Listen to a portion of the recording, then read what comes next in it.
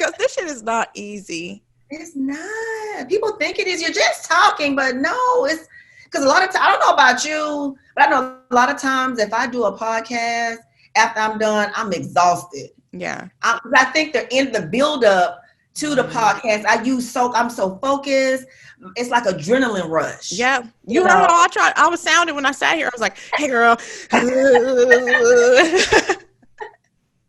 Yeah. Girl. And so I just, so when I'm done, I'm just like, 'cause I do these Facebook lives every Tuesday. And when I'm done, I'm just like, woo. I don't even want to talk to nobody. I'm just like, look, I just did a pod. Leave me alone. Okay. I'm trying to rest, get my brain back together. Because honestly, I don't know about you, but I find myself, because I am a podcaster now, everything is a topic. It's content. I'm just like, I'm recording stuff. Say it again, repeat that again so I won't forget. I'm taking notes. My husband just like, it's like, he said, because it took me a long time to learn how to put my phone down and to enjoy the moment. Now I put my phone down and I'm looking for content. Mm-hmm. I have the same. I feel like we're the same person. Yeah. Like anxious, formerly anxious, working through anxiety, used to be a big old bitch, not no more. But it's all growth. Like, I appreciate it and I see it in you too. So I appreciate that. We've been doing this a long time and I can't believe I said, well, podcasting's not for the faint of heart. Like, okay. That was encouraging. You was like, bitch, quit this. I ain't got time for that. No, and you know what? I probably was going through something, or I probably was like dealing with some of our own drama. Right. Because when you have multiple women, it's like, it could be a bitch, I'm trying to quit like weekly. Like imagine the Supremes and then give them podcasting microphones. You know what I'm saying? Like, that is so, like, anytime I see a group of women like podcasting for a long time, I'm like, y'all got some really good relationship skills. Yes. But I think when I was determined to heal, which I'm still healing, like I never will be like, I'm fully healed, because I don't think that's going to happen until my soul leaves this body. Right. But when I was ignoring my wounds, because that's really what it is. When you just be like, I'm just going to use alcohol to cope because that's what I'm going to do. Girl, I was like a raging drunk. So, Look. No, and it's okay. Like, I still, sometimes I drink wine, but like when I think of myself now and I try to beat myself up, I'm like, because remember where you were. Respect where you are right now. Like, I keep saying this, and I think this is so true. It's like, you're not going to be 10 years from now you today. So allow yourself to be in this moment who you are, And I think a lot of people will, once you start saying, hey, I'm changing, I'm growing or whatever, will be like, are you really? And they'll be like, well, what about? And it's like, you don't have to do that, because I know where I'm coming from. I know what I'm growing through. And if you don't have to respect it. I do. But what you're not going to do is try to diminish my growth, because that's not necessary, and really what that signifies to me is that person still has more growing to do themselves. Right. I didn't really even, I do have one regret I do have about the entire thing is because I didn't know how to make the transition, and I didn't have it courage enough to tell people that I was really, really close to that I was healing, I was changing, I was not going to participate in certain conversations anymore.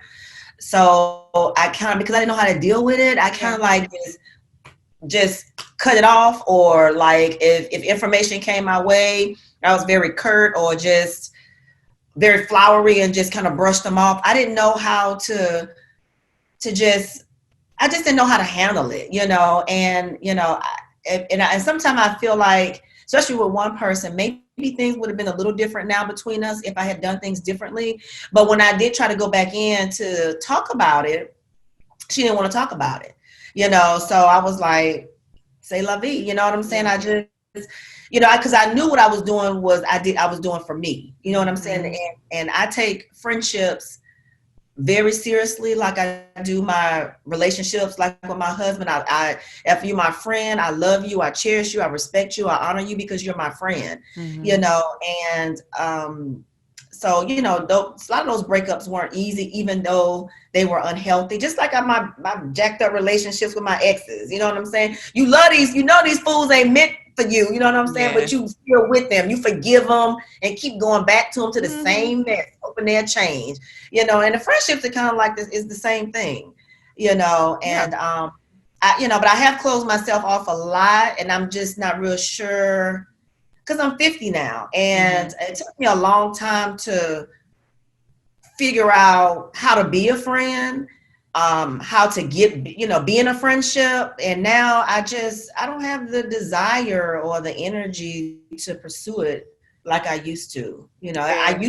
I was on a mission at one point, I forgot. I was on my Just Tiffany podcast. I think it was called Dating for Friendship, something like that. That Mm-hmm. effect.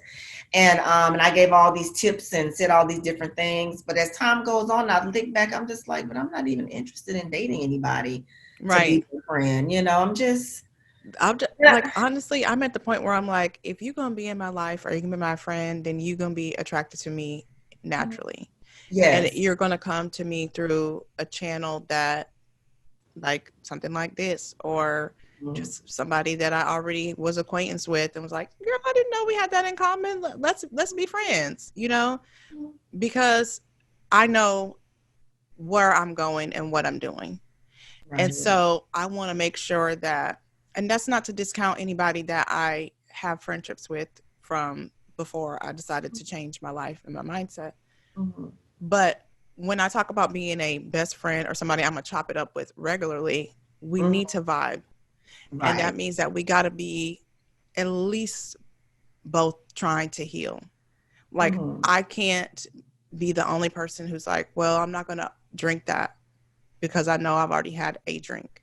Mm-hmm. You know, I can't participate if you're going to be like, I'm just going to be excessive, because Right. that's going to trigger in me, I get not even the desire to drink.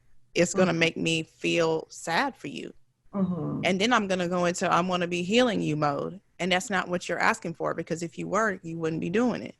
Mm-hmm. You know, it's like, that's just like it's like a push and pull, like a waste of my energy, I feel like. It's like that club friend, church friend. Y'all both used to Yeah. be in the club together, and then one person decides, well, I'm going to change my life. I've gotten married. I had a kid. But you still have this connection with your club friend, but you just don't have no interest to be in the club. It's kind of like Yeah. that kind of vibe. Right. And like I say, I don't want anybody to be listening to this and saying, oh, this bitch thinks she's better than everybody else. No, I think I'm better than I was, Right. period. I ain't trying to be better than nobody else. I'm trying to be better for I'm myself. trying to be better for myself. And Right. then I don't even hate who I was. I don't She need it. just needed more love.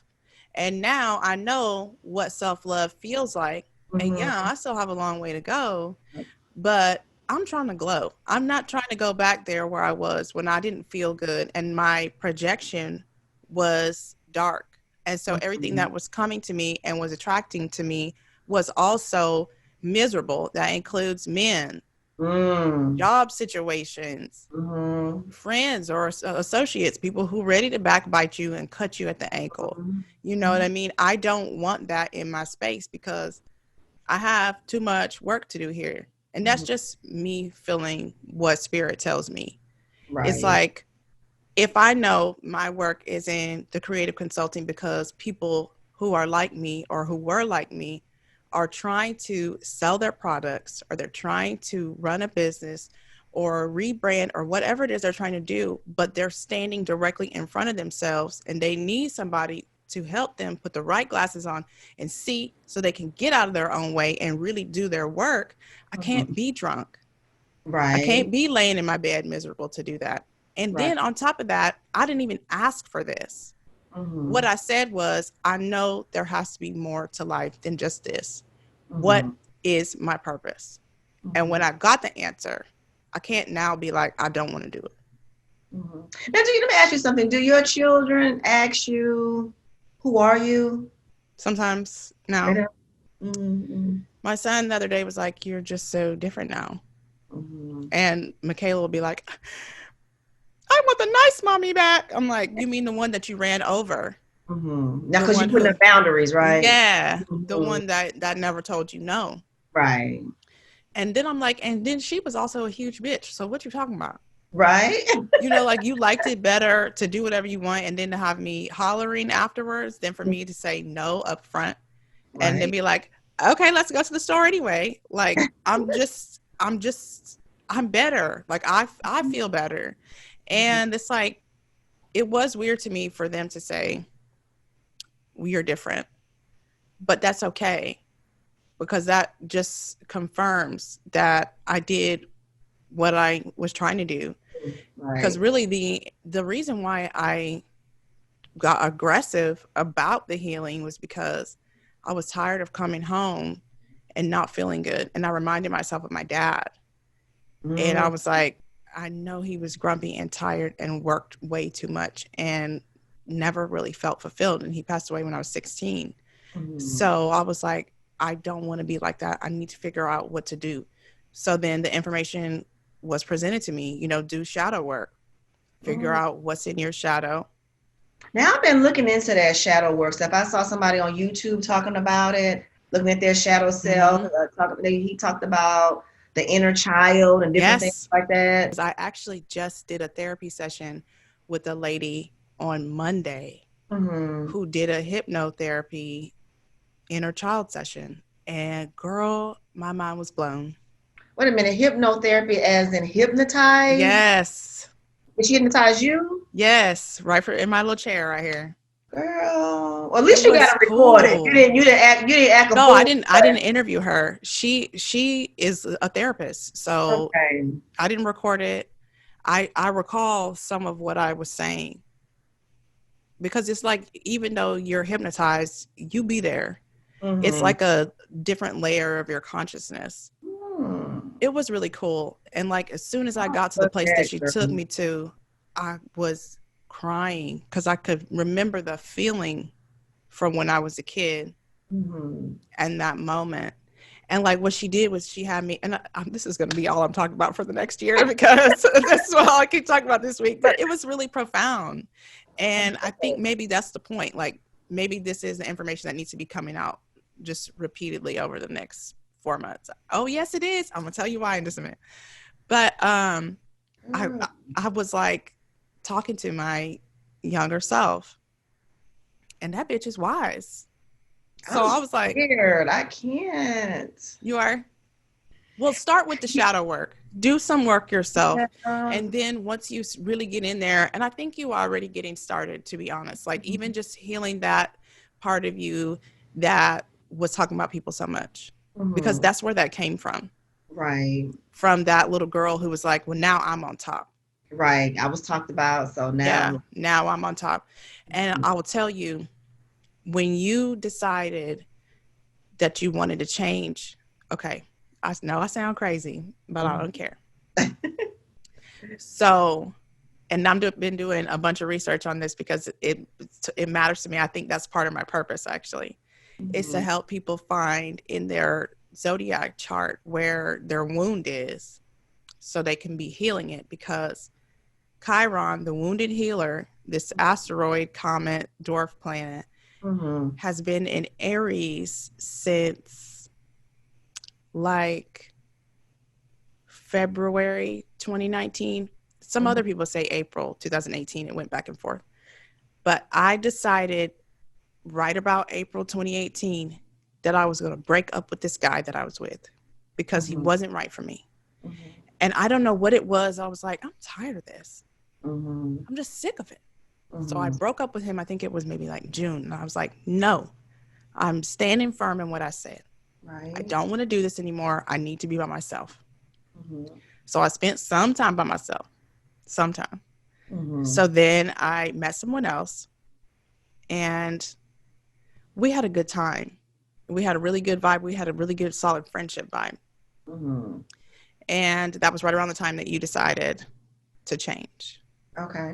So there was something that kept saying, there's more. And so from like October to January, I just was kind of learning and talking to him, and we were sharing Brian, who I used to have the other show with. And January, I said, I'm going to help creatives. Now, that was all the information that I had at that point. But over that 4 months until April, in which I had this experience that was like, no, you got to build a community, and it's going to take unity, and you got to have a co-work space, and you got to have a school for kids, and you need a laptop right now, and you got to be at home with your kids. But that's not what that was supposed to be. It's like right now, laptop, home with kids, community, that kind of thing. So it was like having that revelation, that vision really made me feel kind of crazy. And it took me deep into that dark space. And that's what I had to come out of. But the wounded healer is taking its transit and doing all these things in our chart. And so finally I found out, because I started studying my chart a few months ago, that the Chiron, the wounded healer, is in my Gemini in my first house, which is just like you were saying, struggle to communicate, kind of can't set good boundaries, don't really feel confident, got bullied really early on.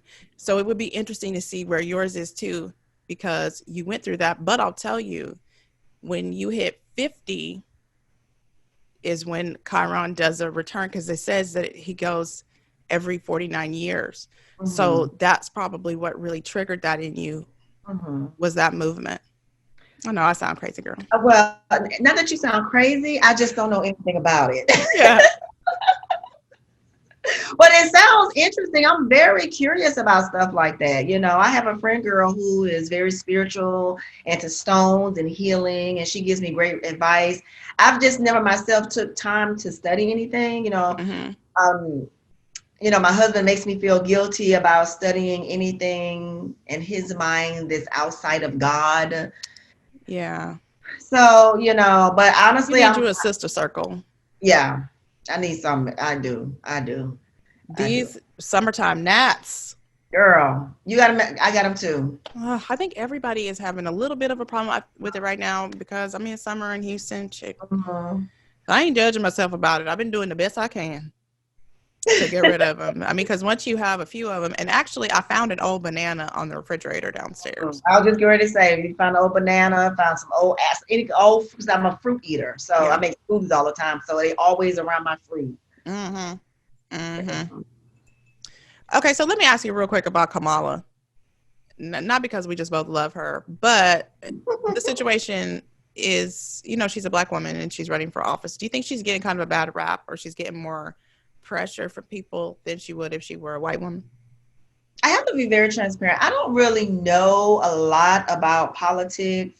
And I do remember I was very impressed with her when she was running initially for president, but she wasn't one of my top favorite. And I can't remember who was. I do think that she is getting a bad rep, and I do think if it was a white woman, they would not be gunning for her the way they are. But for me, I'm just going to take her, woman, Black, out of the equation. Just being in that political arena, part of me feels like she's going through a lot of stuff that all politicians have gone through. I mean, look how they did Barack. I mean, they tore that. Look how they just, even though Trump is a big ass, they tear his life apart. They tear Joe, Biden apart. It's like, you know, even when they were running for what is it called when they're on that stage and they all debating, whatever it is. I guess it just debates. Yeah, is it the primary? Girl, I don't know. I'm not really political either. Yeah. I'm like, it's something. They're doing something to get chosen to be the presidential candidate. Right. Okay. Right. And they were all so mean to each other. I was like, weren't y'all friends before? I mean, y'all on the same team, and they were shredding each other's lives to shreds. I mean, even Kamala called Biden a racist. You know what I'm saying? And now she's going to be his partner. Girl. No, but I feel because I seen some article somewhere talking about Joe and the hoe, and I was very offended. Yeah. Very offended by that article. And you know, it's just like For me, I feel like Black women just in general already are low on the totem pole. We the least cared about by Black men, white women anyway, you know, and for people to come for her like that, I just think it's just, I think it's foul. I think it's cowardly. I think some of it comes with the territory, but talking about, you know, how she done slept her way to the, now, if you want to talk about stuff, talk about her career. You know what I'm saying? You may or may not have liked some decisions that she made in her career. I can't debate you on that. I can, but I'm just saying I can't. But when you start calling her hoes and saying she done, you know, slept with, I mean, now we're gonna fight. Now I'm coming for you because I think it's inappropriate, unnecessary, just to tear this woman down, and she could be the next vice president or president of the United States. Yeah, you know? Yeah, because he might kick the bucket. Okay, because he yeah. Okay, look, that's what my son said. He was like, he just and sometimes he be talking, I be like, is he reading the teleprompter or is he just something, you know, reflecting back? You know what I'm saying? Poor guy, I feel sad because I just know he's the martyr. They're just putting him up to be what we need to get out of the office. I get it, you know, but you know what? I don't know that it's going to go like we think. Like something in me just says that there's going to be something that's going to stop this election from going like we think. Like either Trump just going to super win, or it's going to be like an explosion or something. I don't know. I just don't feel like some part of me feels like because 2020 has done such a fool, right? A full and because as a collective we need to be doing this healing. There's something that's going to take place that's going to ignite something in us as a group. I just don't know. I don't know either. I mean, I felt a way as well. I mean, I felt the way when he got elected. I kind of felt that he was going to win, you know, over Hillary anyway. But I do feel like because of the energy in 2020, something is going to happen. You know, now, honestly, if I got to choose from the world blowing up and him becoming president, get your 4 years and get on somewhere. Okay. I want to see my grandkids grow up. Yeah. You know, but